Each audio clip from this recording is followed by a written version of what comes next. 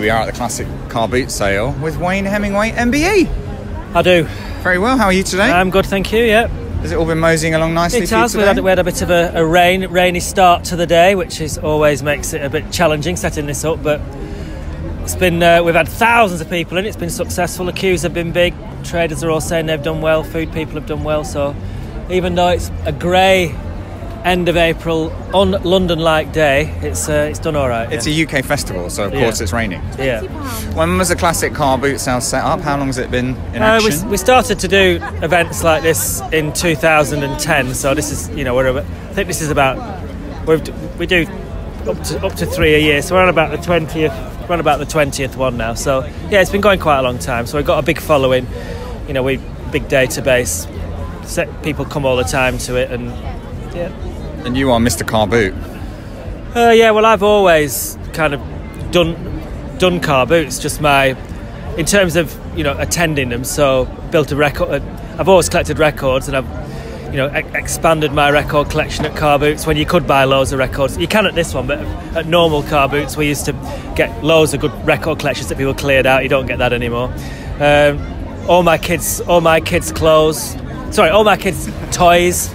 Got an amazing collection of kind of vintage Playmobil and Lego, which are now all passed down to grandkids.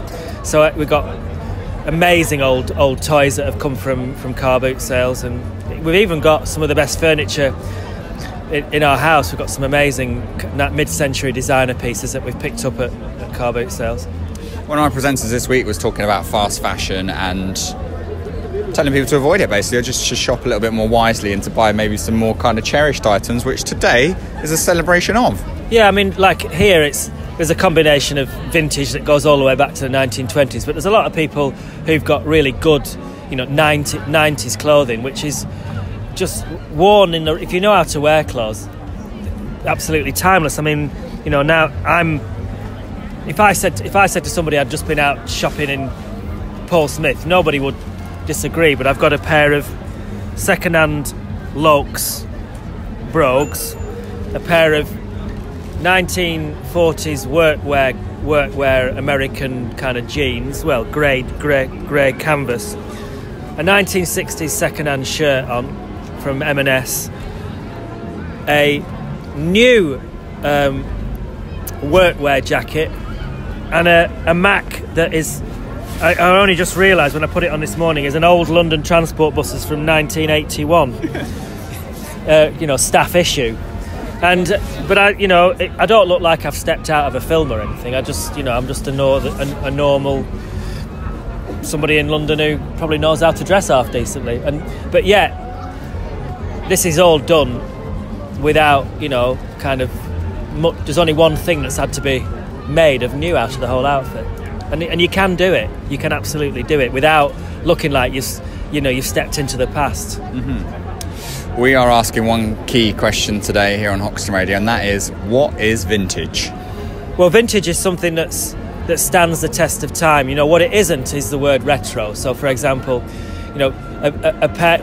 Look, fancy dress. It's not even a fine line. There's a massive difference between fancy dress and vintage, and vintage really is a beautifully designed. Like we're looking over here at some beautifully designed cars.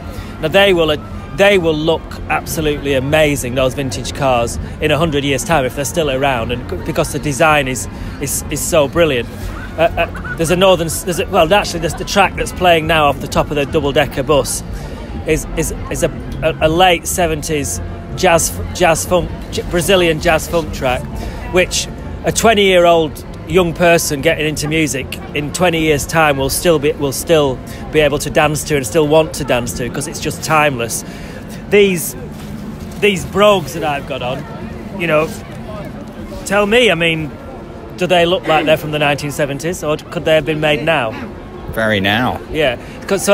So what vintage is it's something that's been beautifully designed, stands the test of time, and will always just be good.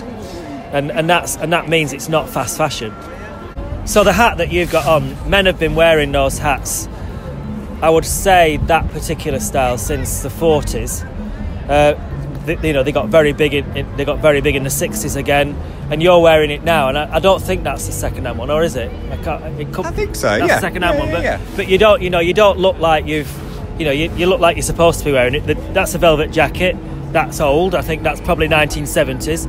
But again, you don't look like you're trying to look like you've stepped out of the past, and that's because they've been designed well. The motor car was what kind of killed off the hat in men, I think, because then you had to take your hat off in the car, and a bigger hat wouldn't fit in the car. Yeah, that's one of the reasons, and I think the other reason for it is it just I think men became more, had the ability to not have to conform. All men used to have to wear a hat because it was seen as the thing you do. You doff your hat to the lady, and the hat was about being a man. But being a man now means you do what you want, really. The way that young people tend to talk these days, and the kind of the sort of London street lingo being, that's becoming they're saying regional accents are sort of dying out a bit, and that this sort of the way that the youth speak is sort of taken over. This almost like London sort of accent. How do you feel like that about that? Because you speak really well. Well, I personally don't like that kind of that innit speak that's become kind of. It's become radio friendly. It's become BBC friendly. Yeah, and personally, I like differentiation in accents. I'm proud of my Lancashire accent. I love the Cockney accent, and you don't hear enough of it nowadays. And I look, when I first moved to London, I loved the Jamaican patois accent but even that's kind of that's all going, and it is becoming this kind of everybody sounding the same. So, which would be a shame if it went that way. It seems to be. There seems to be this pressure at school to talk in a certain way, which and you even get it's kind of a bit of ghetto speak, but it seems affected, and